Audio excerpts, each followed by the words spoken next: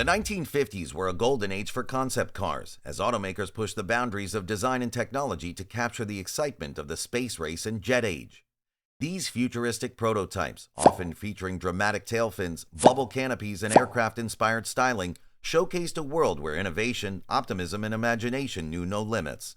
The 1953 Ford Cerus is an iconic concept car from the early 1950s. It was created to show Ford's ideas for the future, with bold designs and new technology that were ahead of its time. Although it was never made for sale, its futuristic look influenced car designs in the years that followed. Ford unveiled the Cerus at a press preview of its new styling building in Dearborn, Michigan. The Cerus features an innovative roof-o-matic steel top, which lowers into the luggage compartment, and a hinged rear window that can be adjusted into 3 different positions. Cerus is powered by a V8 engine, delivering a smooth yet powerful driving experience. While the Cerus captured attention for its bold design, Ford has not provided any information regarding its production or sale. In fact, only one prototype was ever built, and it remains a concept car with no plans for mass production. The Ford Vega was a futuristic concept car introduced in 1953 as part of Ford's ambitious exploration into space-age automotive design. The Vega was one of several concept cars developed to showcase the possibilities of advanced styling, technology, and innovation during the early 1950s.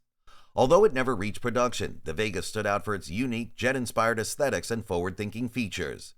The Vega featured a sleek aerodynamic body with smooth, flowing lines and a distinctive aircraft-like profile.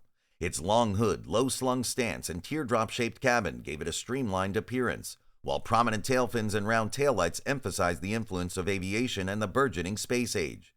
One of its standout features was the canopy-style roof, which provided a panoramic view and enhanced the car's futuristic vibe. While the Ford Vega was purely a concept, its innovative design elements influenced the styling of future Ford models. It represented a time when automakers were unafraid to experiment and dream big, blending creativity, technology, and optimism. Conceived in the late 1940s, the Ford X100 was partly a response to the striking concept cars being developed by General Motors, such as the GM LeSabre and the Buick XP300. So, Ford referred to the X100 as a laboratory on wheels to highlight its experimental nature. With cutting-edge styling and an array of over 50 innovative features, the X100 was a glimpse into the future of automotive design. The X100's standout features included jet exhaust-style tail lamps, which likely inspired the taillights of the 1961-63 Ford Thunderbird. Powering the X100 was a modified Lincoln V8 engine, boosted from its standard 317.5 cubic inches and 160 horsepower to a more potent 300 horsepower, achieved through custom tuning, including a 5-carburetor intake manifold dubbed Multiplex, which was a popular performance experiment in the early 50s. This unique setup featured a central 2-barrel carburetor with 4 additional 2 barrels arranged around it. Though this configuration never became mainstream, it was one of the many experimental features of the X100. The Ford FX Atmos was another striking concept car created by the Ford Motor Company for the 1954 Chicago Auto Show. Designed to showcase Ford's creative potential and shake off its reputation for conservatism, the FX Atmos was far from a practical vision of the future. Instead, it embraced the bold futuristic aesthetics of the jet age, drawing inspiration from aircraft and spacecraft design. Styled with jet-like features, the FX Atmos had headlights that resembled ramjet intakes, while the tail section featured rocket-inspired exhaust outlets and dramatic tail fins. The vehicle's cabin, enclosed under a glass dome, was designed with a central driving position, placing the driver directly in the middle with 2 rear passengers seated slightly behind. The FX in its name stood for Future Experimental, and the Atmos came from atmosphere. While there were rumors about the car possibly being powered by atomic energy, Ford never confirmed this, and the vehicle's power source remained a mystery. Next up, we have the Latasa. Ford Motor Company introduced this revolutionary, remote-controlled miniature car in 1955. George W. Walker, Ford's vice president of styling, explained that Latasa was created by the company's advanced styling studio to further solidify Ford's leadership in automotive design. The car's chassis engineered for easy swapping of body shells, allowing for a variety of future styling concepts to be tested.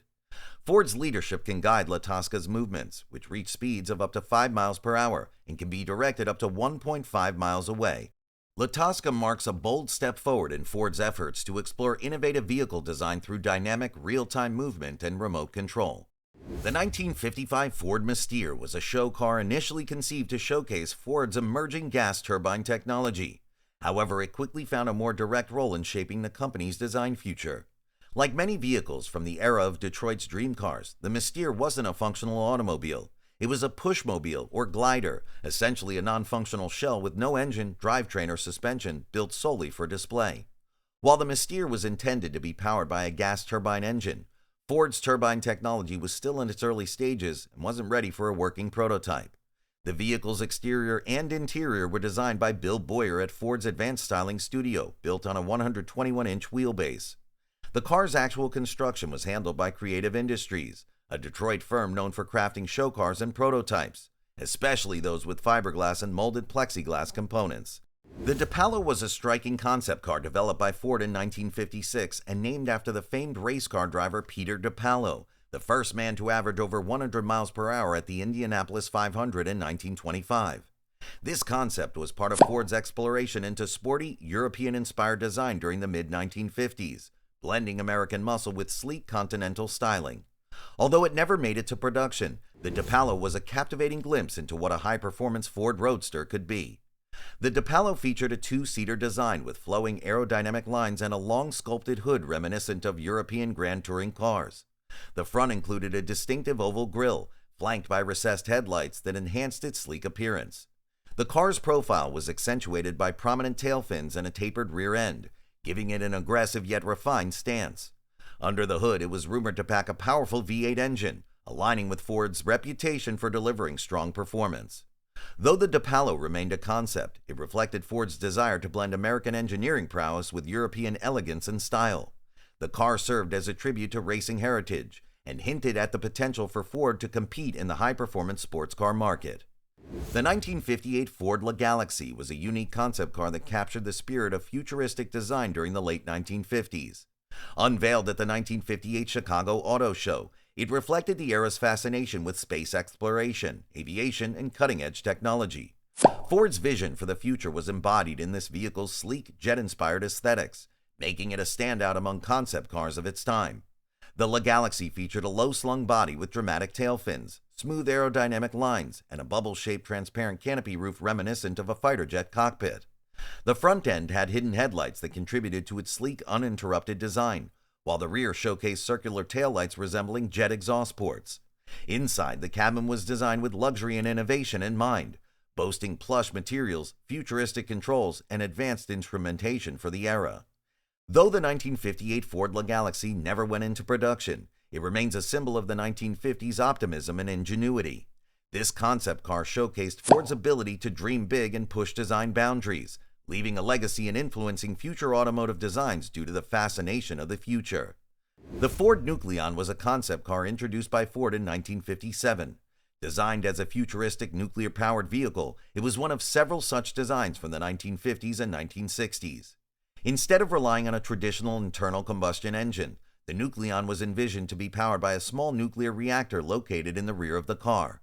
The reactor, based on uranium fission, would generate steam to drive a steam engine, much like those used in nuclear submarines.